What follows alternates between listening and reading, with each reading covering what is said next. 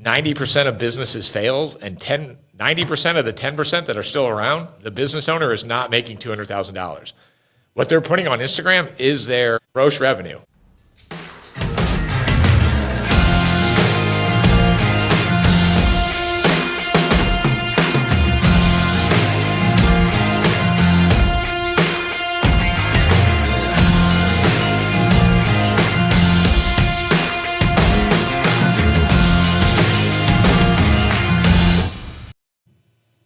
Hello, and welcome back to the Main Street Patriot Podcast, the best podcast on earth when it comes to investing in passive real estate.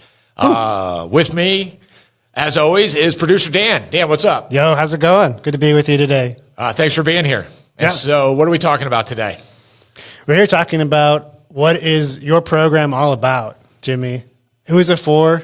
And I'm excited to hear how you frame this up. Who's your program for? Well, I like serving the passive investor, and I have this like weird place in the real estate market because, you know, I worked in corporate. I am an active investor, but I also have a pretty big passive portfolio. And then a lot of my friends in the industry are the gurus, the teachers, the trainers, and I love these guys, but I could see that if you are if you're a high income earner and you know you need to get into real estate, and then you want to get into real estate, and you go on the internet and Google, everybody is trying to convince you to quit your job, give up, everything you have developed a skill set for that makes you a high income earner, and start flipping and wholesaling yourself. On this podcast, I want to go through my logic and what I tell people what they should be doing. And so cut through some of all the shenanigans that are out there on the internet. There's a lot of noise, Jimmy. It's cool that you're going to break that down because, like you said, you go on the internet and you look for, like, how do I get into real estate? You will see a cesspool of just, like you said in episode 1, the guys in their parents' basement, everything from there to, unfortunately, even like scams and crooks and all kinds of things. So I like that you're going to kind of like break this down for everybody. Yeah, and I just have an interesting perspective because like I'm friends and masterminds with a lot of the main educators and gurus, and they're great guys, and they provide a great product. And then, there are some scammers out there. There's a scammer in every place, Absolutely, every industry. For so sure. That doesn't mean everybody is. And of course not. Yeah. But what needs to be broken down is what program is for. And so, right. Not every program is right for everybody. No. And we're going to I have a pretty much strict criteria on who should be active and who should be passive. Nice.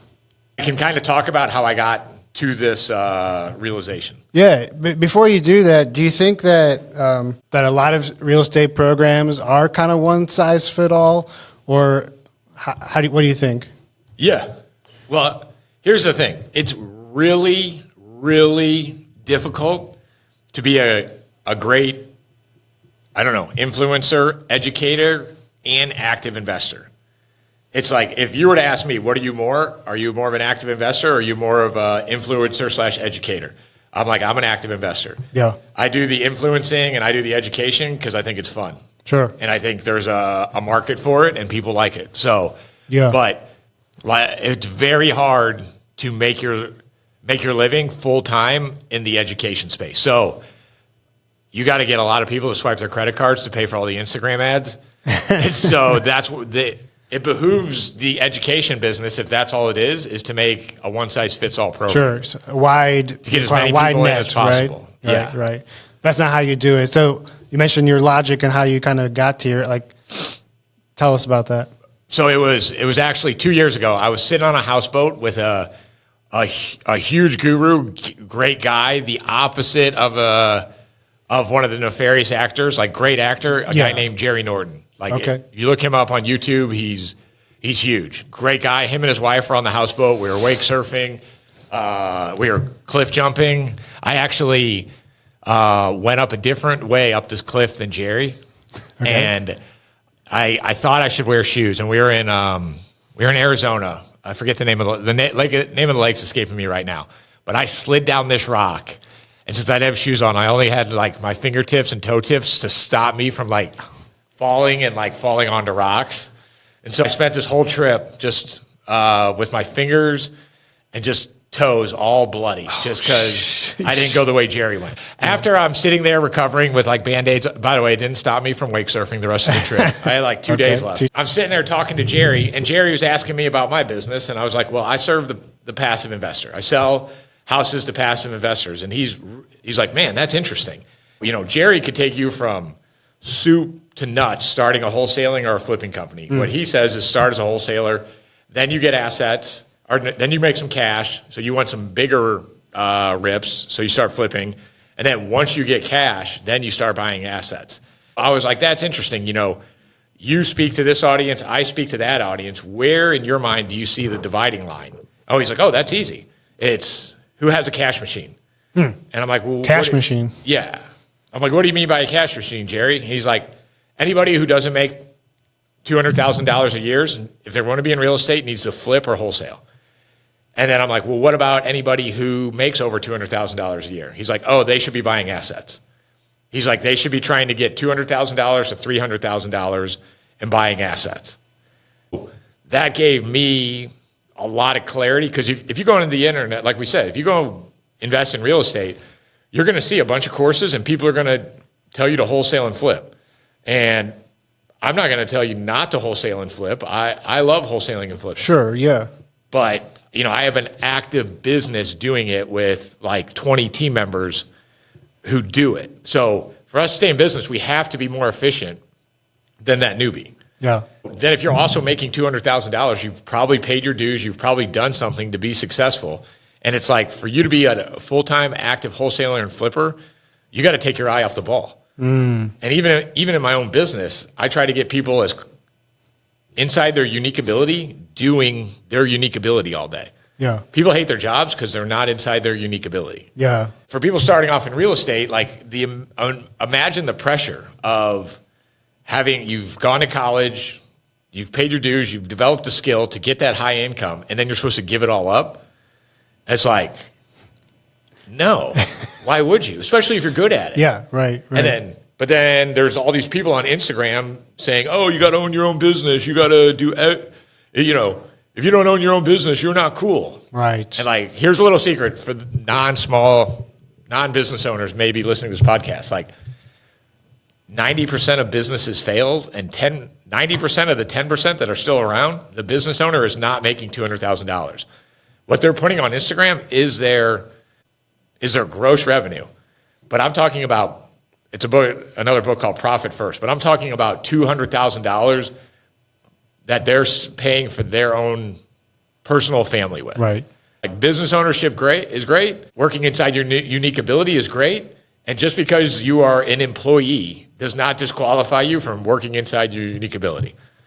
Right, yeah, exactly. I'm getting like this mental picture the whole time you were talking of whatever, like, you know, a senior vice president, or whoever, a doctor or lawyer, and, you know, they're in their suit or whatever, and then, like, you know, on their like smoke break, they're trying to like write some postcards or whatever.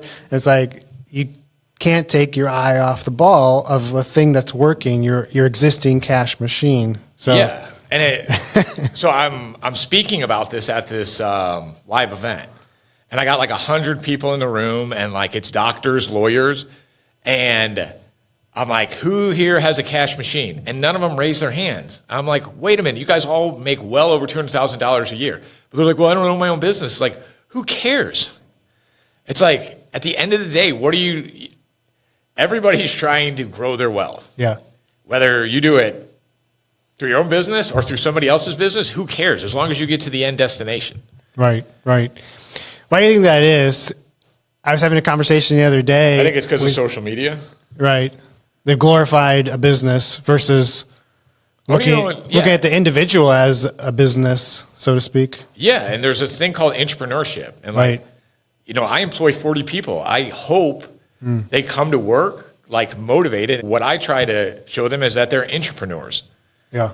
Like, they still have responsibility. They still have uncapped not every team member, but a lot of the team members have uncapped income. And it's like, leverage my business to get what you want.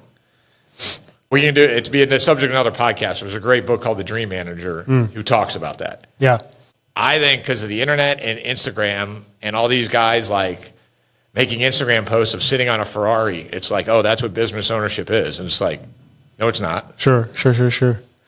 Yeah, so the Greek word oikonomia, that's where we get our word economy from, actually referred to basically like the household like economy, right? You used to have economy classes in schools and whatever else. People should kind of used to look at themselves like, well, I have these skills and talents and kind of got to get back to I am a cash machine because I make this X amount of dollars, provide for my family. Yeah. And I don't have to just consume. I can invest what I can there. Yeah, and the definition of investing is departing with capital with the expectation of the capital being gone for a long time and you getting a return in rents or dividends. So like when I flip a house, am I a real estate investor? No. I'm a speculator. Right. Because I bought the house for the purpose of resale. That's the definition of speculation. Right. When I wholesale a house, would you say I'm an investor? Sounds like speculation again. At that point, I'm a trader. I'm kind of a market maker. Right. So for those of you who don't know what wholesaling is, it's like I get a contract A to B for an A to B price, and then I know there's a buyer out there for a B to C price, and then I keep the spread in between. Right. But that's not investing. It's trading. Right. Just like on Wall Street, you got market makers who buy a security at price A and sell it for B, and they keep the spread in between. Yeah. Their goal is just not to own the asset for that long. And we're talking about on Wall Street, seconds. Right, yeah. Yeah. Something you computer programs in order to make it happen because you just can't click that fast. Yeah. Now, when I take my profits from a business and buy a rental property with it, would you say I'm investing? That's an investment. Yeah. Long term. I'm investing at that point because I am departing with capital and expecting to get my return in the form of dividends, rents, and really tax advantages. Fascinating. Hence the necessity of obviously having available capital that you're not expecting to be liquid anytime soon. Yes. Yeah. I mean, that's a prereq for an investor. Thus, the worst thing is I did everything in real estate backwards. Jerry Norton, he's a wise man. He's like, you should wholesale, then you should flip, and then when you're liquid, you should start taking down long-term assets. So I did everything opposite. I had a cash machine because I had a corporate job.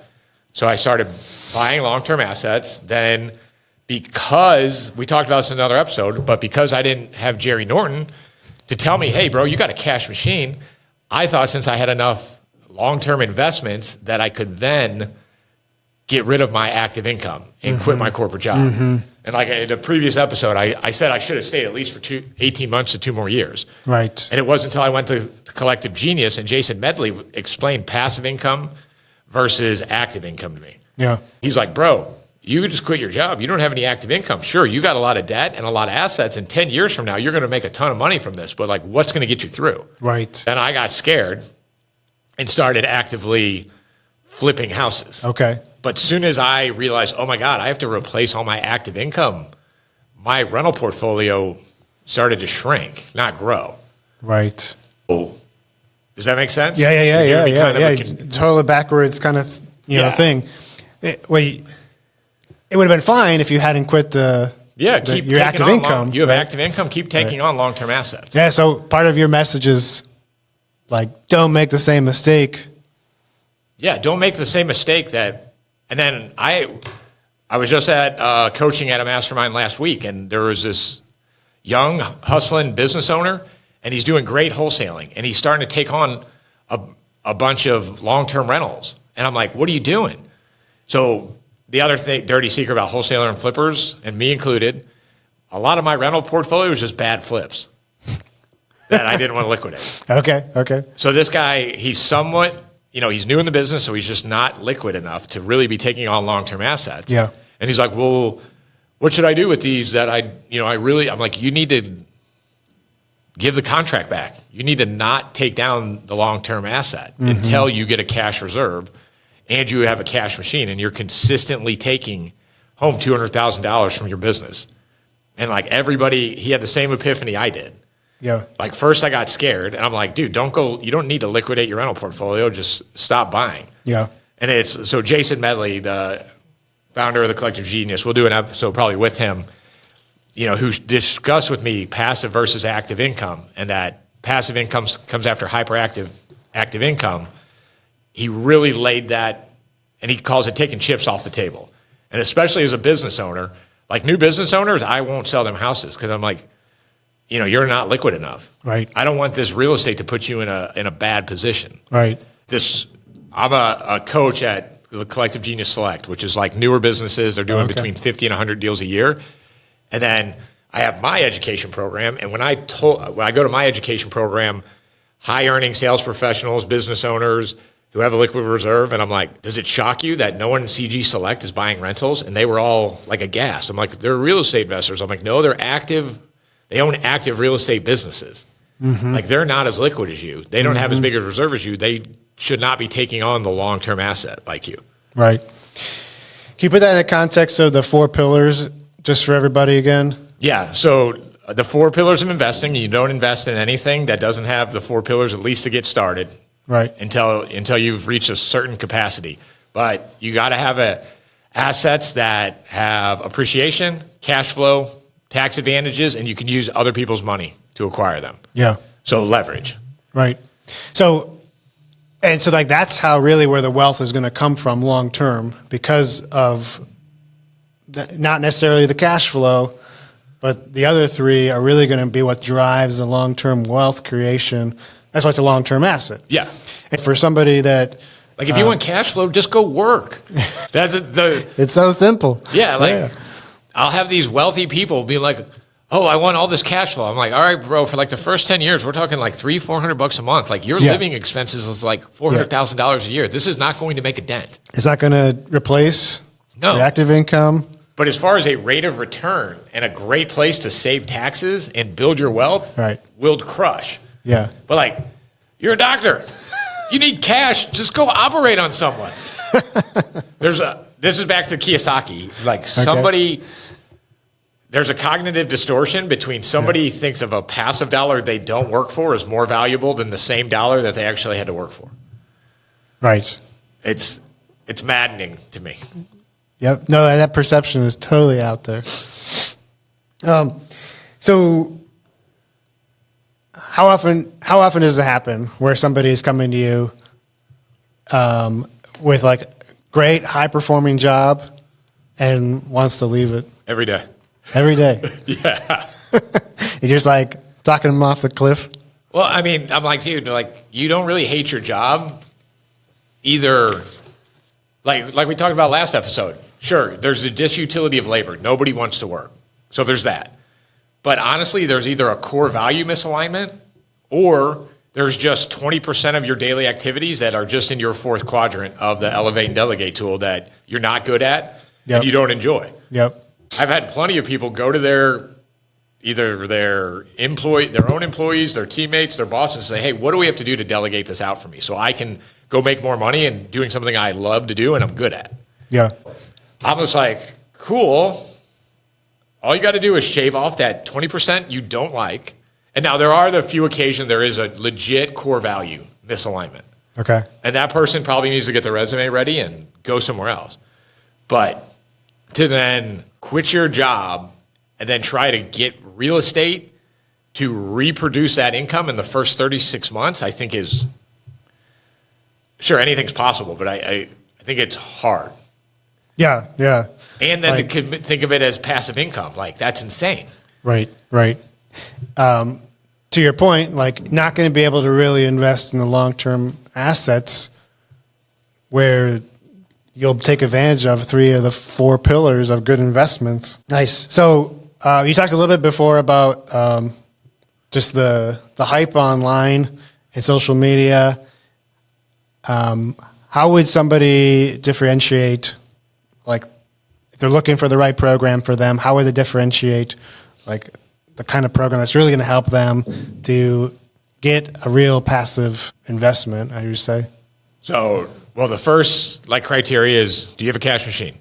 If the answer is no, then go learn about flipping or wholesaling, or in your current employment, figure out what you can do to turn it into a cash machine, which is probably the easiest and simplest route. Yeah. And like starting wholesaling, starting flipping it's hard. I don't know.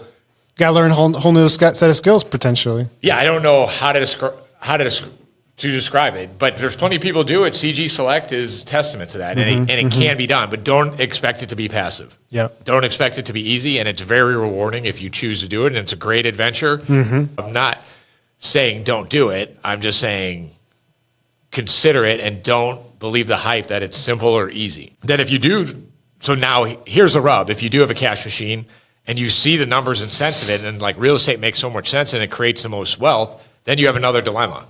Okay, cool. Do I go to bigger pockets, and do I start searching for the elusive Burr deal myself? Like by Burr deal, The mythical, no, Yes. not mythical, but elusive. the elusive. Yeah. But what a Burr is, you buy, rehab, refinance. We'll do an episode on Burrs. But basically, I see bigger pockets. I think it's a great organization, but they're telling these very active people to go do this on their own and like find 1 or 2 Burr deals a year. Yeah. And it's like, it's hard because this is how I got started. Like I said, it can be done. It's not, I didn't do anything that was special. I was just dumb enough not to quit. Right. And then you could take your eye off the ball and go look for passive investments on your own. Then that opens up a whole new batch of, are you overpaying? Because there's professional wholesalers out there with teams that somehow this deal slipped by and you got it. Yeah. Then there's contractors that can run off with you. I can't tell you how much money I've lost from just contractors running off. And then the absolute worst, let's say you do find a great deal. Let's say you find the best contractor you can and everything works out.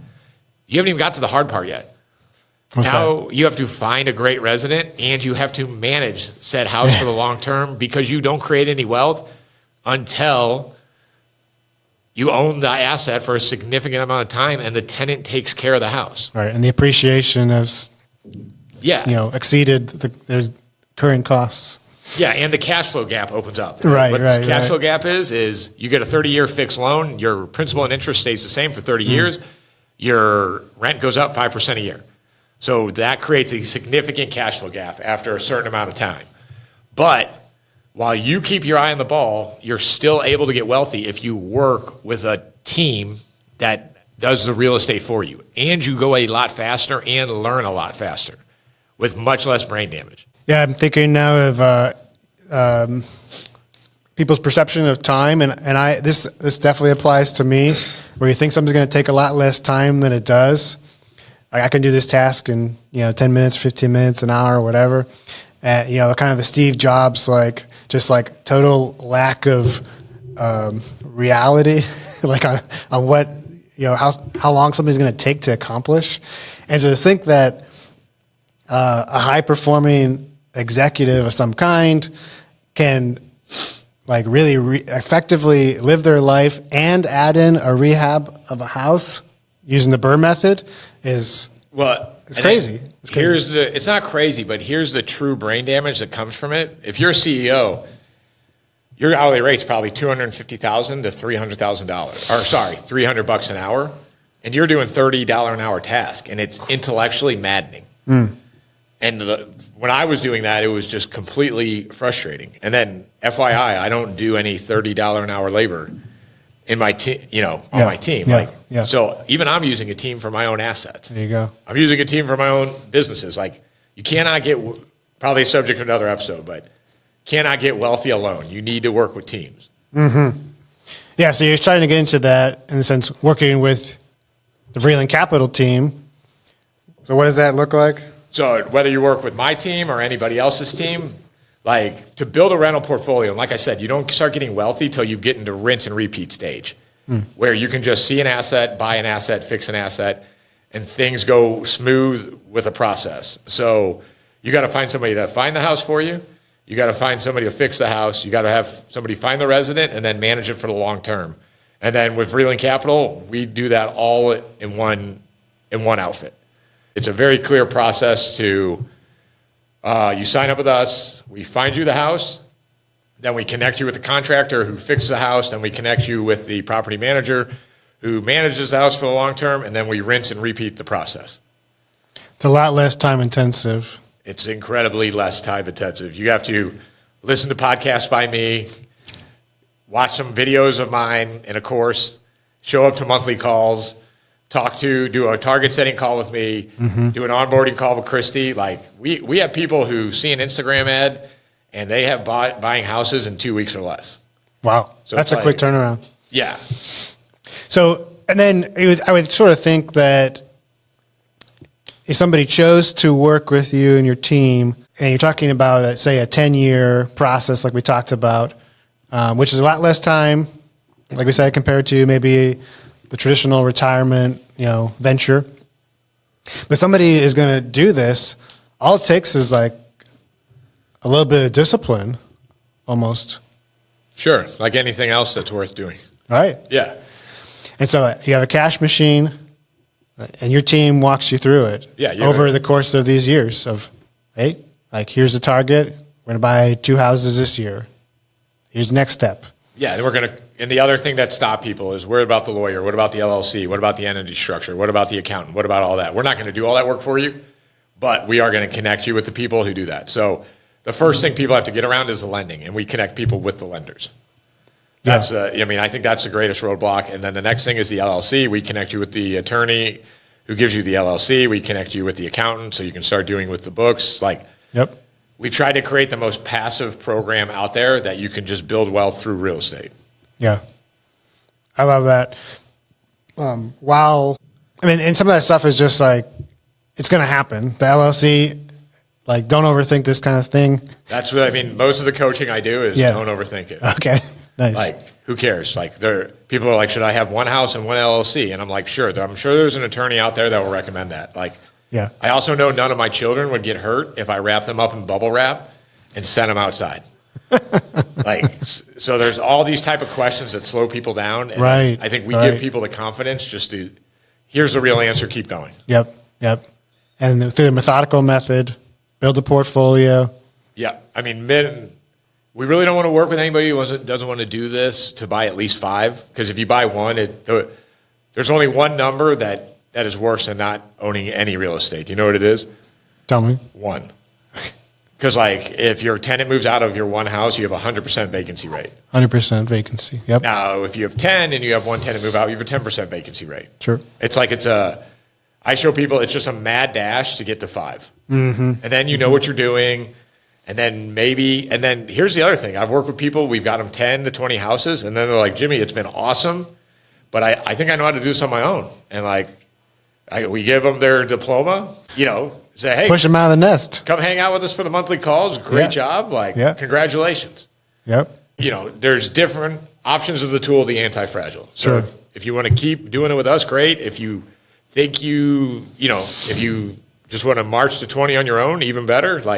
I just want people to be able to get connected with investment properties before the institutions buy everything up. That's why I'm the Main Street Patriot. Gets you fired up. Sorry, did you say the anti-fragile? Yeah. It's the greatest book ever. Okay. It's too much to talk about in this podcast. But essentially, you want to be somebody who gains from disorder. Nice. Yeah. I like that. It definitely shaped most of my investing. A guy named Nassim Taleb, he wrote Fool by Randomness, Black Swan, and Anti-Fragile and Skin in the Game. Pretty much, we could do a lot of podcast episodes on those books and how it affects investing. Awesome. Well, I don't know. Hey, if you had to summarize this, one message to who this program is for. Anybody who wants to build a passive real estate portfolio. Yeah, we'll flip some houses with you so you can build up some cash flow if that's what you want to do. But if you're looking to invest in real estate in a passive manner, we have the simplest, most straightforward program out there. And then the other thing is, to do this, you also are going to need some education. And I believe I've also streamlined the education and so that people are getting the information they need when they need it and they're not overwhelmed by analysis paralysis. Yeah, what I've seen is really a crash course. What do I need to know in order to just speak the language, be versatile enough to dig into it? So I love that you made that really simple for people. I think like if I have something to do with my unique ability has the ability to go from 0 to 1. You know, we talked about like ready, fire, aim. Yeah. And so go to 0 to 1 and then be able to break it down really simply for people so they can go to 0 to 1. Boom. And then we got plenty of other stuff. We got 1 to 2, 2 to 3, all that type of stuff. But in the beginning, you just need to get going, get up, and go 0 to 1. Awesome. What are we going to talk about next time, Jimmy? That is a great question. Well, you're going to talk about one of my favorite paradoxes. I love paradoxes. Yeah. The passive income paradox. Woo. Maybe me and my marketing people argue about all the time. Hopefully we get comments on the podcast because I would have loved to call the business the passive income paradox. The business itself. Yeah, my ads guy was like, no. He's like, you're the only one who gets fired up about that idea. So we'll do this next podcast and see if that's true. All right, here we go.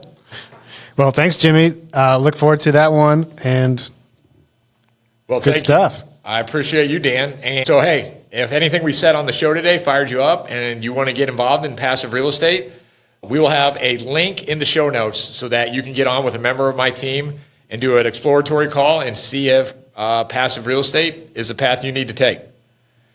And if you got any value out of this podcast, please like, share, and subscribe to all my socials. I'm all envious of everyone else who's social media famous. Maybe one day I'll get there. Absolutely, yeah. Give it a share, give it a like, subscribe. If you think of somebody that has a cash machine needs to do this, send them this podcast. See you guys. Bye.